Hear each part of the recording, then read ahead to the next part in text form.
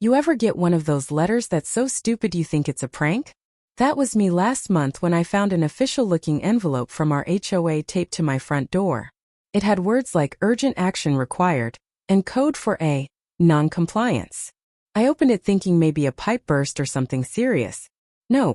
Apparently my crime was that my mailbox wasn't the approved shade of beige. Not broken. Not offensive. Just not beige enough. Now I'm a calm guy. I served my time in Delta Force and patience is practically tattooed on my DNA. So instead of losing it, I walked down to the HOA office.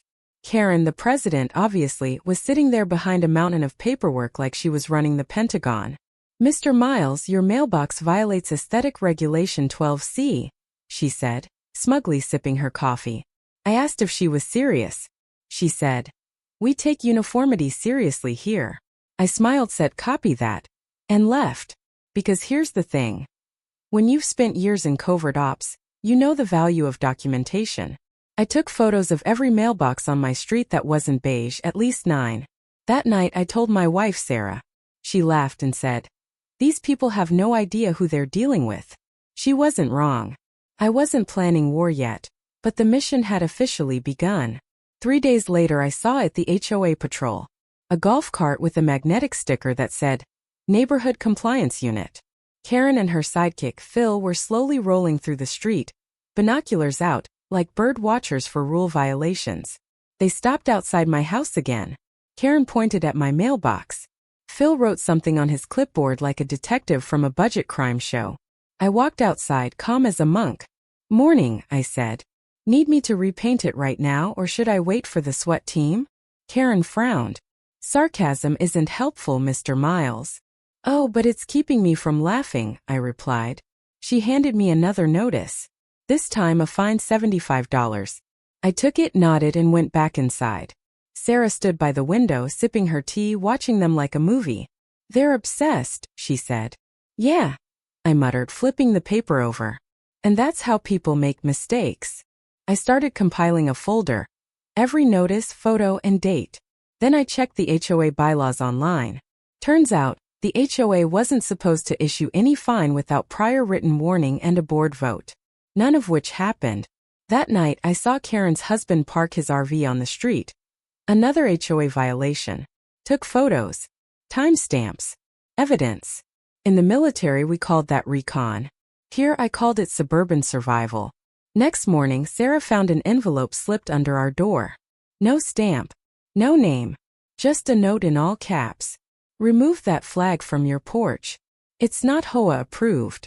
It was our American flag. Sarah looked furious. "They're telling us to take down the flag? Apparently patriotism isn't beige enough for them," I said dryly.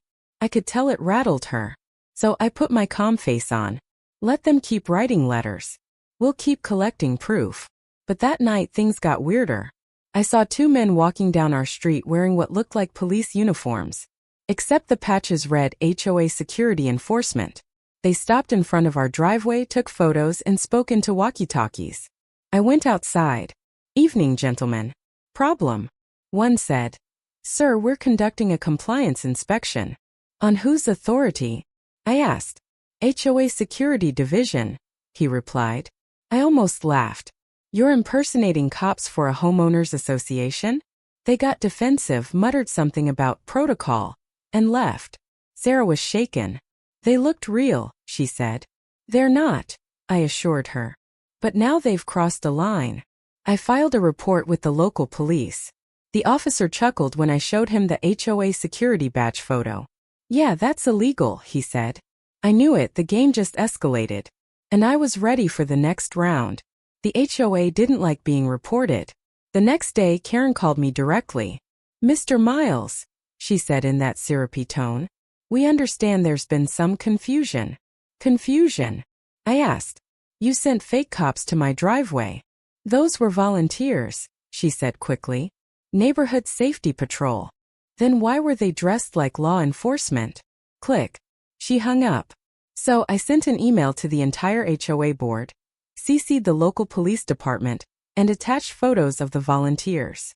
The subject line read, "Regarding unlawful impersonation of officers." Sarah grinned when she read it. You're enjoying this, aren't you? Just keeping the peace, I said. A few days later, an HOA-wide meeting was scheduled to discuss recent community tensions. Oh, I was definitely attending. That night, Sarah baked cookies. For the meeting? She asked. No, I smiled.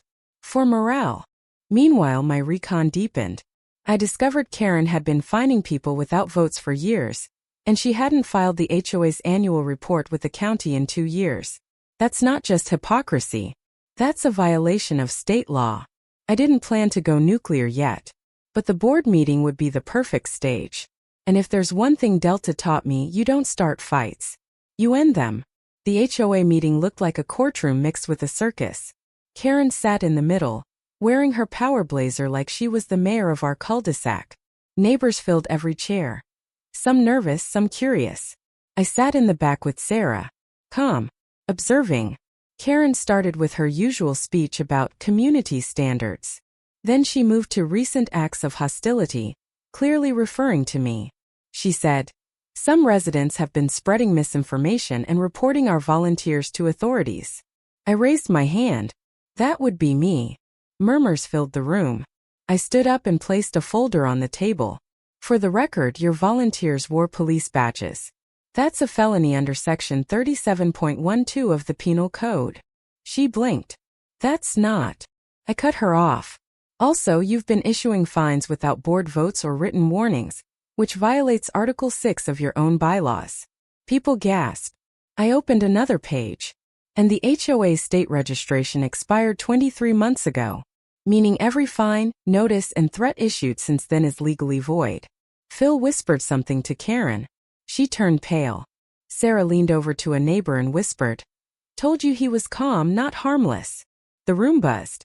Karen stammered, we'll review these allegations. No need, I said, handing copies to every board member. Already reviewed.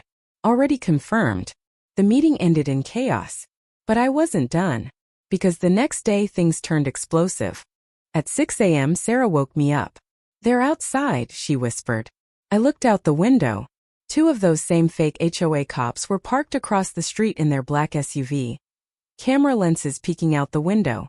I walked outside in my robe holding coffee. Morning, officers, I called out. They froze. You might want to check your emails, I said. City police got your photos. They're investigating impersonation. They drove off fast. An hour later, Karen herself marched up our driveway holding another letter. You're creating hostility in this neighborhood, she barked. Sarah stepped out beside me, calm and steady. You sent fake cops after me, she said. You jumped our privacy. That's hostility. Karen looked like she might explode. You'll regret this, she snapped, storming off. Oh, I doubt it, I murmured. That afternoon, the local news van parked nearby. Apparently, someone had leaked the HOA security story. And that's when everything flipped. Neighbors started knocking on my door, thanking us for standing up. Turns out, half the community had been fined unfairly for years.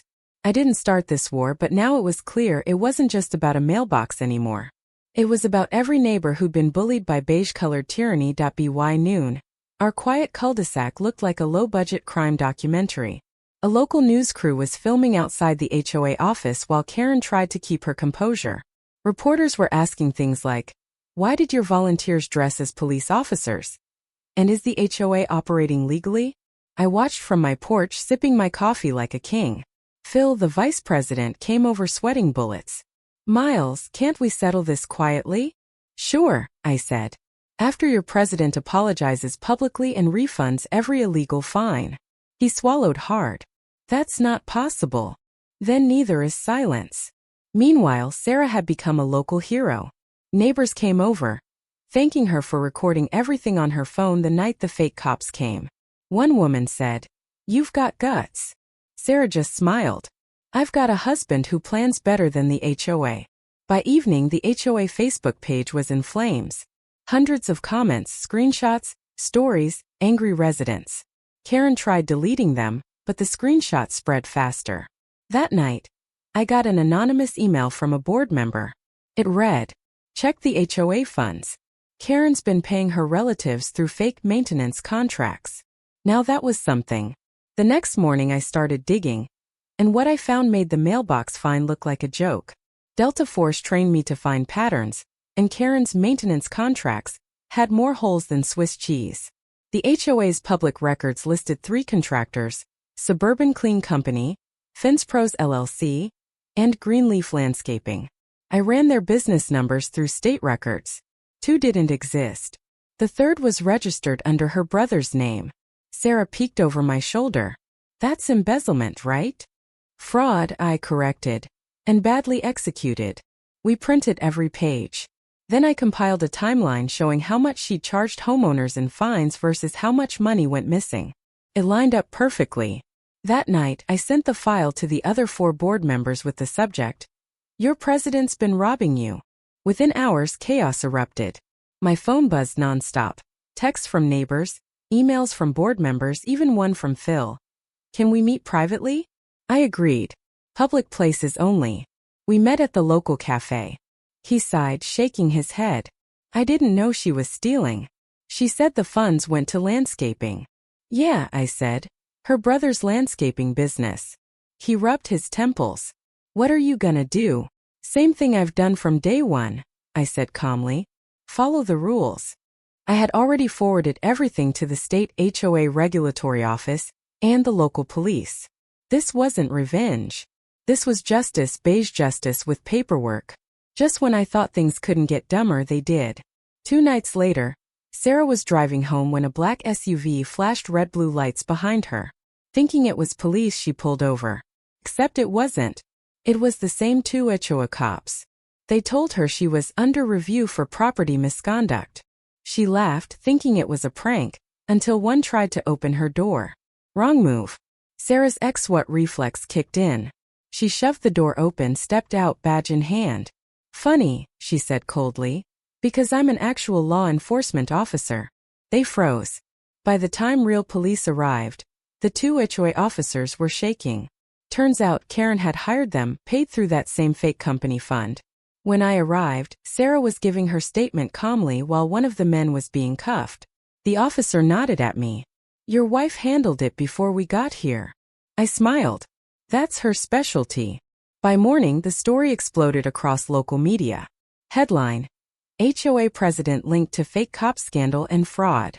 Karen went into hiding, claiming it was a misunderstanding. But the board scheduled an emergency meeting that weekend. I already knew how that would end. The emergency HOA meeting was standing room only. Half the neighborhood was there, phones out, recording everything. Karen walked in late, sunglasses on, pretending nothing happened. I could practically hear the dramatic background music playing in my head. She started. "I've been falsely accused by people who..." I stood up, dropped a thick binder on the table and said, "By people who have proof." The binder had every screenshot, receipt, and report. "You used HOA funds to hire unlicensed security. You impersonated law enforcement. You funneled maintenance payments to your relatives. Want to deny it?" Karen looked around, expecting backup. But Phil and the others stared at the floor. Sarah filmed from the back, steady and calm. A neighbor shouted, "Resign already." Another added, "We're done being bullied." Karen's composure cracked. "You can't prove." "Oh, but I can," I interrupted, handing over a printed bank statement with her brother's company name highlighted. Silence. Finally, Phil spoke. "I motion to remove Karen as HOA president effective immediately." Hands shot up, unanimous. Karen stormed out, muttering about revenge and lawyers. I leaned back in my chair. Meeting adjourned. Sarah smiled from the back. "You always did love clean endings." Not quite yet. There was still cleanup to do after Karen's removal. Everything unfolded like dominoes. The police officially charged her with fraud and impersonation-related offenses. Her security officers flipped fast, trading testimony for lighter sentences. The HOA board dissolved temporarily, while the county audited the funds. Turns out she'd stolen over $48,000 in maintenance fees. Neighbors started stopping by, thanking Sarah and me. One guy said, "You two saved this place." Sarah just smiled. "We just read the rules." The funniest part? The mailbox rule was repealed during the first reformed meeting. Beige was now optional. But the best justice came when the new president, A retired judge named Mrs. Patel asked me to serve as compliance advisor. I accepted on one condition: no golf carts labeled security. She laughed. Deal. The HOA even sent a letter of apology, the same kind they once taped to my door. I framed it right next to my perfectly beige mailbox. Sarah says it's petty. I say it's art. Now every time I see a golf cart I just smile, because this time they really don't know who they're dealing with. The neighborhood was finally calm. Birds chirped again, lawns looked friendlier, and no one feared getting fined for sneezing. But I wasn't naive. Cleanup after corruption takes time. At the first peace meeting, Mrs. Patel stood at the podium smiling kindly. We want to rebuild trust, she said. No more fear, no more secret fines. People clapped. It actually felt hopeful. Then she looked at me. Mr. Miles, any advice? I stood up. Yeah, maybe we stop pretending a beige mailbox determines our humanity. Laughter filled the room. Sarah elbowed me. You're enjoying this too much. Therapeutic, I whispered. The new board voted to refund everyone fined under Karen's illegal tenure. That included the $75 from my mailbox crime. Mrs. Patel tried handing me a check, but I told her to donate it to the community park instead. It was symbolic, fixing what Karen had neglected. Later that week, the same news crew came back for a follow-up story. So, Mr. Miles, the reporter asked, what's next for the man who took down the HOA? I smiled. Retirement from suburban warfare. Sarah snorted. Until the next HOA letter arrives. I winked. Then we go tactical again.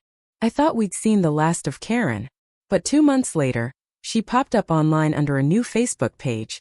Community Unity League. Same tone. Same grammar. Same passive-aggressive posts. Certain homeowners ruined this neighborhood's harmony, she wrote. Neighbors tagged me in the comments with popcorn emojis. I ignored it at first, but when she started spreading lies, claiming Sarah assaulted security officers, I drew the line. I politely commented, "Hi Karen, still impersonating people online? The police might find that interesting." Within an hour her page vanished.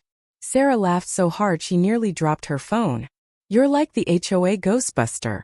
Nah, I said. Just allergic to hypocrisy. Ironically, her downfall strengthened the community. Neighbors started potlucks, book clubs, and even a neighborhood watch that didn't wear fake badges. One night, at a barbecue, Phil came over sheepishly. You were right, he admitted. About the mailbox? I teased. He chuckled. About everything. We needed someone to stand up. Sarah clinked her glass with his. Next time, maybe listen to the calm guy before the golf carts roll out. Peace had returned not because we fought but because we exposed the truth. And truth, as it turns out, doesn't need a uniform. One Sunday morning I decided to rehang our American flag, the same one Karen once demanded we remove. Sarah helped me, steady hands, calm smile. As we clipped it to the pole, a few neighbors stopped to watch. Someone started clapping. Soon the whole street joined in. I didn't make a speech. Didn't need to. The flag fluttering under the morning sun said everything. Later Mrs. Patel stopped by. You know, she said warmly, the board voted to make front porch flags officially allowed, any color, any type, as long as they're maintained. Sarah grinned. So we're free to be patriotic and colorful? Exactly, Mrs. Patel laughed. That night, sitting on the porch, Sarah said, remember when this place felt like a battlefield? I nodded. Now it feels like home again. The wind rustled the flag softly. I looked at our once controversial beige mailbox and laughed. Worth it? She asked. Every second, I said. Some wars end with medals. This one ended with better neighbors. And honestly, I'd take that any day. Months later, the HOA held a neighborhood appreciation night. Honestly, I almost skipped it, but Sarah insisted. You deserve the recognition, she said. We arrived to a surprising sight. The community had set up a slideshow. Pictures of before and after improvements. The park, the playground, the repainted homes. Then my photo appeared, me holding that ridiculous violation letter. Everyone burst out laughing. Mrs. Patel took the mic sometimes. One calm person can restore balance. Mr. Miles, you reminded us rules exist to protect, not control. Applause. I walked up, accepted a small plaque that read, "For standing up calmly." Sarah teased, "You're officially HOA famous." "Hopefully not a recurring role," I said. Afterward, Phil approached again. "There's talk of you joining the board permanently." I smiled. "I'll think about it. I like peace more than power."